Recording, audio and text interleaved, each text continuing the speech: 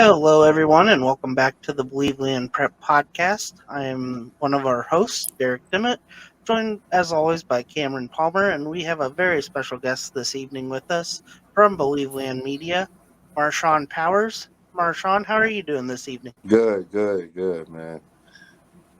Honored to be on, man. My Yeah, guys, Cameron and Derek, man. Honored to be on. Our first yes, sir. of many Believeland media guests for the Yes, season. sir. Look Right. out. Look out for Yeah, the future. We got some more coming on soon. yes. And here we are. We're entering week 5 of the high school football season here in Ohio, and you've been all over the place. I don't think there's been a single week that you've only done one game. I think each week has Actually, been last two or three. weekend, Oh, I was last weekend. itching, man. I'm not gonna lie. So last weekend, I only did one game. Honestly, we'll talk about that game in a second. But Right. I was itching. I woke up Saturday, so like for a lot of people who don't know, I don't really put out like personal information. But like right now, I don't have a vehicle. So like me and my mom right now share a vehicle, and she woke me up Saturday. She was like, "Did you put your story in?" I was like, "Yeah." It's like, "Where you going today?" I was like, I was itching, man. I was like, I'm gonna chill. I'm gonna watch college football. But I Right. saw I saw one of our guys from SB Live, Ryan. What do you call him? Isley. Yeah. Yeah. Yeah. Ryan was at Hoban versus Akron East, and I was just like, man, like why I ain't think to go to that game. So I'm itching to go to one Saturday. I'm definitely gonna be somewhere Saturday. One week a game. I mean, one game a week. That just don't. That don't. That I'm not satisfied. Right. Yeah. We got quite a few this week, and we'll talk Whew. about that on our regular episode, regularly scheduled on Wednesday. Yes. Cameron and I will tackle that monster. It might be in the Oh double my digits goodness. by the sounds of it, but we'll get to that on Wednesday. But as for tonight, we have Marshawn on. He's covered some great action here in Northeast Ohio so far this season, so we just wanted to bring him on for him to kind of recap what he's seen. As always, you can see all the articles on Believeland Media, but sometimes there's some stuff gets cut and left on the editing room floor. So we'll bring Marshawn in to kind of fill in the gaps on some of these games. And he only covered one game last weekend, but it may have been one of the better ones so far this season in Northeast Ohio as a whole. So we'll get to talking about that. But go ahead and take it away, Marshawn. You can start either most recent or go all the way back to week 1. I I mean, know. no, I mean, so far this season, I mean, for this to be my full first season, but I came on to Believeland last year. For a lot of people don't know, I came on during like right at the end of the season. I was actually playoff time because my first game that I covered for Believeland was Youngstown Ursuline versus Talmadge, if I'm not mistaken. Mm, I think that, yeah. It was Youngstown Ursuline versus Talmadge at Youngstown. At not Youngstown State, my stupid self. It was Youngstown Ursuline. My stupid. I said Youngstown State Ursuline. Youngstown Ursuline at versus Talmadge at Youngstown State. I'm not mm, gonna lie, like when I first did that game, like I was like, dang man, I wish I would have got on to high school sports a little earlier because that game was filled with just like passion. You had kids who, at the end of the day, like this was their last game. A lot of them, this was their last game that they'd ever play, and it was just I was addicted from that day going on. Fast forward now, we started in August. Me and you, Derek, we covered yep, what was it? Glenville versus Dinwiddie. It was like Northeast Ohio versus America. So America. Yep. basically, it was Northeast Ohio schools. It was St. Ed's, best school in Ohio right now. Glenville, one of the top schools in Ohio. Akron Hovind, and I'm missing a school. Um, Maslin. Massillon. Oh, of course, I'm silly. Yep. Massillon, Washington against Valdosta, and I mean those 4 games. It was a 4-0 sweep, and to be able to win all 4, it kind of showed me that reaffirmed to me that Northeast Ohio football isn't no slouch. I always argue with a lot of my friends from Louisiana, Florida, Georgia, Mississippi, all down south teams, and they always tell me, "Oh, Ohio football isn't good." But from what I've been seeing right now, I don't know, man. Like we've been seeing, like St. Ed's then played a school from the DMV Mm-hmm. and destroyed them. Our Lady of Good Counsel, the Falcons, destroyed them. They have so many more ESPN 300. Now, I don't know if people really keep up with the ESPN 300. ESPN 300 is basically the top 300 kids in high school football, and it's basically a tracker of where they're going to school, what number they are, blah, blah, blah, blah. And um, Northeast Ohio has 0 kids on the ESPN top 300. Like, I searched that list up and down like at least 5 times. We Mm-hmm. had no kids on that list. Our best kids this year were all 4 stars. They had a borderline 4-star, almost 5-star Aaron Childs that's going to Florida. We didn't have no kids like that on our team, but we had a lot of kids on St. Ed's that basically, showed them that, hey man, we don't just look pretty, we hit pretty. And Right. they destroyed those cats. So, that was one of the best games I've seen so far. I'm not gonna lie, Massillon versus Valdosta was Jesus Christ. That was that was the second best game I've seen all year. Valdosta jumped out on a quick lead on Massillon. Massillon switched quarterbacks to more of a running style. Tim Tebow. If a lot of people remember Tim Tebow at Florida, yeah, he threw, but he was just as much as a runner, and that's how they beat Valdosta. And but the best game I've seen so far had to be last week. I'm not gonna lie, fellas.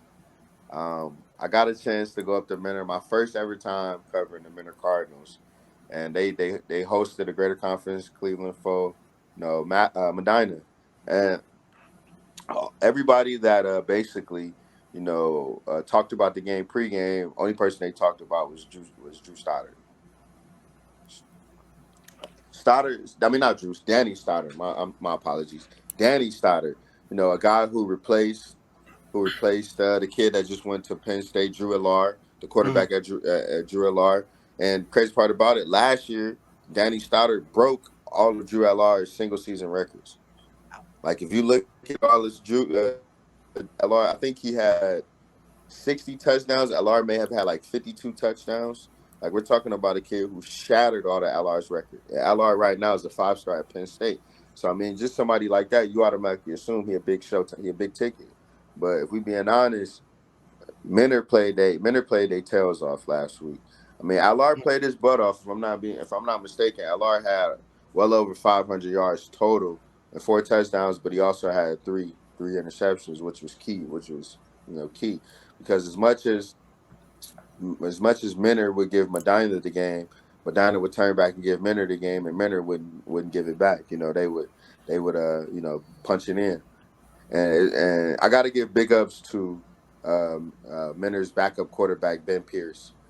He stepped in. He stepped in for their starting quarterback Scotty Fox, and Scotty is a dog. Let's keep it Yeah. real.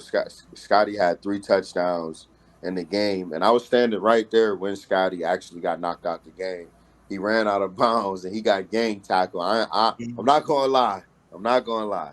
That was probably I don't understand how he got up because Wow. the way those dudes hit him running out of bounds and the way he was screaming, I'm not gonna lie, I didn't think Scotty would get up, but he walked up off his own power. So big ups to him, man. Like he's a dog. He's definitely a dog. But Ben Pierce stepped in and did what a lot of backups wouldn't do. Like, I mean, we're all here, we're Browns fans. I mean, we can go to a flashback to the 2020 playoffs when we faced KC. Pat Mahomes went out, got knocked out the game, and I don't want to say his name because he played at a certain school that I don't really care for. Right. But that certain backup quarterback came in, and he won the game for KC. And that kind of how Ben Pierce was. Ben Pierce, he wasn't perfect. They had a chance to score. They was in the red zone, and Medina shut him out. I thought that was the end of the game for Menor. I didn't think Menor would get another chance. But sure enough, they defense stepped up, picked off Danny Stoddard for his last interception.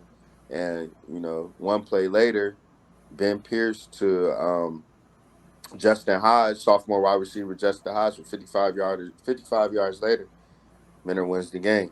That's probably one of the crazy. That is so far. We're only 5 weeks in. The craziest game I've seen so far. Yeah, yeah, and there's a lot of young talent there on Mentor. I had the privilege of covering their game against Jackson in week one, and just mentioned Justin Hodge. He's a sophomore, already has D1 offers, most notably Miami of Ohio. So yeah, great program up there in Mentor, and that's how I just following your tweets and reading your article. That definitely top game probably in the year here in Ohio. But yeah, here as we transition now into this coming weekend, you made mention to both of these schools when recapping where you've been so far this year, but this one might be the biggest regular season game that Ohio high school football has this year, and that is St. Ed's coming down to Massillon to take on the Tigers. Yeah, absolutely, man. Like, it's crazy because I wasn't even supposed to actually cover this game at first. I was going to take a weekend off. I had some other priorities going on, but things fell through. And, Mm, obviously I was supposed to be at this game for a reason. You know, right. I'll say this: last week, Saint Nez got away with the game against Elder. If I'm not mistaken, it was 34-33. If I'm not mistaken, they beat Cincinnati Elder. Got away with the skin of their teeth. But in that situation, their starting quarterback got knocked out. So I'm anxious to see. I haven't talked to anybody over at St. Ed's yet, so Mm, I'm anxious to see what the health of their starting quarterback is because he changes things. He has a D1 offer to Davidson. He's going to Davidson. So that tells you that he has some type of you know importance to this team. Without him, I still believe in their front four. I mean, their front five. You got Ben Roebuck, who's headed to the University of Michigan. I can't. I can't even believe I'm allowing myself to even say this school's name. But yeah, Roebuck's a monster. He's a 6'7" right tackle. I think. I'm gonna go ahead and say it because this is the Believeland Prep podcast. I don't understand how Ohio State let this guy get away. right. Yeah. Roebuck is a dog. Roebuck is a dog. Like the couple things I heard, I won't speak on. Like I just don't understand how you let a kid like this get away. But with that being said, they did get two monsters on the left hand side with Devontae and Deontay Armstrong. Those two kids, I'm sorry, those two young men are monsters. Like I've seen those two dudes punish guys. Like when they double team the way that they move the line of scrimmage, man, it's just amazing. Like they do have some good receivers. They do have a good defense, but their strength of their team, and everybody knows it around Cleveland, is that line of scrimmage, their offensive line. I'll be crazy if I don't also mention Logan Thomas. Outside, I mean, he's a defensive end. I see him as kind of an outside linebacker type of, but he's a Notre Dame commit. He's a monster. I Right. think as long as you got those four gentlemen on the field, I don't see how Saint Eds loses this game. But I'm gonna give respect to Massillon. Their quarterback Dewan Owens, he's a monster. He's the one who at the end of the day saved Massillon from losing to Valdosta in week one. So if it's gonna be a showdown. I feel like this. If Massillon can control Dewan and don't allow and basically slow down their offense, slow down their rushing offense, Massillon won't win. But at the end of the day, if Massillon can, if I can't think of saying that starting quarterback off the top of my head right now, I'm sorry.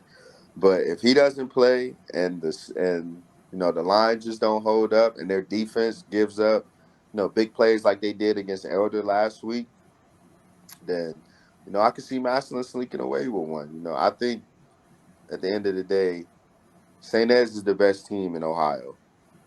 It's up to Massillon to prove if they can play up to their level. So I'm gonna go ahead and say St. Ed's wins, off the strength that they had a close game last week against Elder, and I think they take care of business today. I don't think they take Massillon for granted. I think they actually, you know, slow down the rushing attack, make things hard for Massillon. And I'm gonna say St. Ed's win 32-17. Ooh, sounds like a good one. Well, as Derek mentioned earlier, we're about halfway through. Once we finish up our games this weekend, we'll be halfway through. Just tell me, Marshawn, just tell me how you're feeling about this first half of the season, as far as games you've covered and just overall the entire experience. Okay. I mean, as far as the overall experience, man, like I said, I enjoy covering high school football. You know, I enjoy the passion behind it. I enjoy, understanding kids why they do it. I enjoy seeing coaches coach. I enjoy learning. Because I mean, there's certain things that I don't understand about football. I'm not gonna sit here and say I'm a genius. I'll talk to certain coaches. I'll talk to referees during the game, and they kind of teach me certain nuances. So I enjoyed that. As far as the certain games that I covered that I didn't talk about, I'll say this: like while everybody wants to see the big game every week, I just want to give every school a chance. Like Right. I don't care what school you are. I don't care if you D1 to D7. Like if you have good players, if you have good coaches, if you're playing with your heart out, if you have a good community. One of my favorite things. So I went to a Cleveland school. I graduated from Jane Addams, right? So I didn't get a chance to ever see like those bands and those big crowds. Like we played our basketball games at Tri-C Metro campus, where you may have gotten 12 people. Like if you ever get a chance to go see a Glenville game, like at Bump Taylor Field, they don't have that many fans, and I have a problem with that because Glenville deserves to be seen by a lot of people, and I'm glad they're going down to IMG this upcoming Friday to face them. That's a big time game for them. But to go back to what I was saying. Like I love covering teams that have good communities. If your community is coming out, and I don't care if it's 50 people, I don't care if it's 500 people, but if y'all loud and y'all active and y'all cheering on the team, like that builds energy in me because that gives me a good story to write on. But if you're shallow and just uppity and stuff like that, then I'm not going to want to come back. Like one of my favorite schools so far to come back one of my favorite schools that I'll actually want to go, cover another game is Brecksville Broadview Heights. Brecksville Broadview Heights is probably not even a top 100 team in Ohio. That's no disrespect to them. That's just how people vote them. You get what I'm saying? But at the end of the day, they have a good quarterback. They have a very good quarterback who's probably going to end up D1. They have a good culture. They have a good community, and they feed you Chick-fil-A. I can't lie. Oh man, that reminds me. Next time I'm at Chardon, I got to make sure that I head over there because they sell Chick-fil-A over at the concessions as well. I'll have to make sure I bring some cash with me next time. Listen, man, you gotta go. Listen, sounds nice. Palmer, when we get off, Palmer, you media. Derek, you didn't give Palmer you ain't gave Palmer the rundown about how he go feed himself, go nourish him. You got to get energy, man. You give it, Palmer. You're telling the story about their school. They got food. You just got to know where to get it, Palmer. Right. All right. I saw a bunch of people walk around with it, so I'm like, that sounds pretty good. I'll have to make sure that it's a certain place, Palmer, that one game you might have to sit in and just kick your feet up instead of being on the field. That's all I say. Well, I need some bigger prize boxes for that to happen, and that's no disrespect. Some schools have smaller press boxes than others. That happens. But maybe the next time I have that opportunity to sit in the press box, which very well could be this weekend. I've got some busy kind of football this weekend. Maybe I'll make my venture up there a little bit. Although the sideline's nice because as a former player, it's nice to be on the sideline and just kind of feel the energy of the crowd that you might not get from the press box. And I guess it just makes me. It's kind of that old football player in me. I get it. On the sideline. It's like, man, I miss it. But my thing is, Palmer. All you got to do is just show your face in there a couple minutes, chow down, get you some energy, then go back to the sideline. That's what halftime's for. I'll utilize my halftime next weekend or next Friday. Gotcha. I'm not gonna tell you where I'll be, but just know it'll be a good one. It's for a surprise.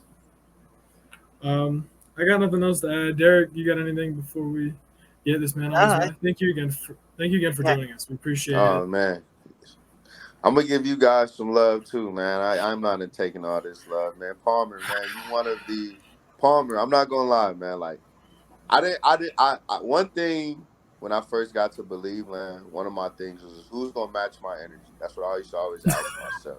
Who's gonna match my energy? You and Derek both, man. Like I'll be lying to you two, man. Like you both match my energy, man. Where it's like, Derek, we know you got a few other obligations, but if you didn't, man, you would be 6 games a week like me.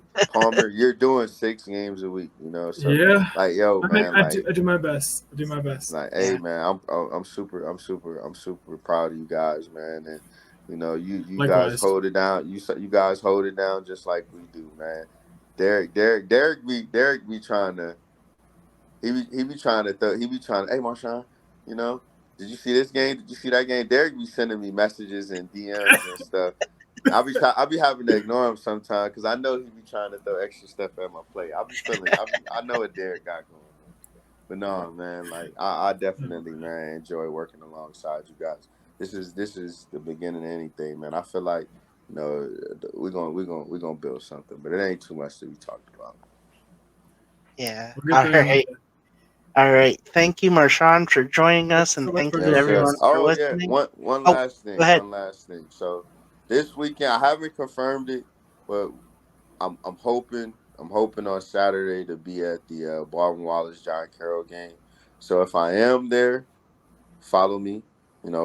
Make sure you follow me along. This is my my Twitter name, Surshine_90. My Instagram name is without the underscore. It's just Surshine90. On Thursday night, I will be. I was actually surprised this game was happening. I'm gonna be late to the game. I'm not even gonna lie, but I'm definitely covering this game. Undefeated Shaker Heights 4-0 is hosting Maple Heights. This used to be a LEL game, but Shaker Heights left alongside Cleveland Heights and went to the Greater Cleveland Conference. So this is a rivalry. All of the Heights, Garfield, Shaker, Maple, they don't get along. Cleveland Heights, they all, different in their different ways. So, anytime the Heights get to play each other, it's always fun to see. So Thursday night I'll be there. It start at 6. I'll probably be there like 6:45 or 7. But by the time when I get there, the party gonna start. On Friday night, you already know I'm gonna be at St. Ed's at Massillon. And like I said, Saturday, Baldwin Wallace, John Carroll. Follow me along. I appreciate you guys, man, for certain. All right. Thank you, everyone. We'll be back later on this week for a preview of all the action that Believeland Media will be covering this weekend, and it's going to be a lot. So thank you for your time, and we'll talk to you then.